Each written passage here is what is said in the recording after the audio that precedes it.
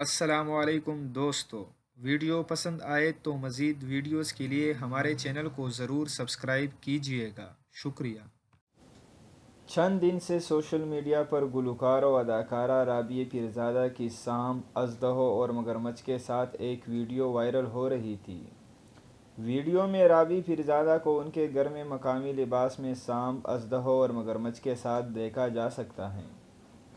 Video میں رابعہ پیرزادہ کو بھارتی وزیر اعظم نریندر مودی کی جانب سے مقبوضہ کشمیر میں ڈھائے گئے مظالم پر انہیں دھمکی دیتے ہوئے دیکھا گیا تھا۔ ساتھ ہی انہوں نے مقبوضہ کشمیر کے عوام سے اظہار یکجہتی کے لیے ایک گانا بھی گایا۔ تاہم ویڈیو سوشل میڈیا پر وائرل ہونے کے بعد رابعہ پیرزادہ کی مشکلات بڑھ گئی اور پنجاب کے محکمہ وائلڈ لائف نے ان کے خلاف ایکشن لیتے ہوئے عدالت سے ان کے خلاف کارروائی کی اجازت مانگ لی۔ ڈان اخبار کے مطابق پنجاب کے محکمہ جنگلات اور جنگلی حیات نے لاہور کی مقامی عدالت میں رابعہ پیرزادہ کے خلاف چالان پیش کرتے ہوئے عدالت سے ان کے خلاف قانونی کارروائی کی اجازت مانگ لی۔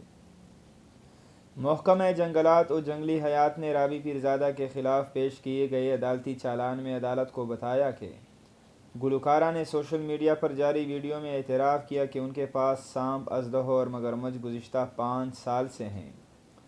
چالان میں کہا گیا کہ سانپ، اژدہوں اور مگرمچھ کو گھر میں رکھنا جنگلی حیات کے قوانین کی خلاف ورزی ہے۔ یہ خطرناک عمل بھی ہیں اور ایسا قدم اٹھانے والے شخص کے خلاف قانونی کارروائی کی جانی چاہیے۔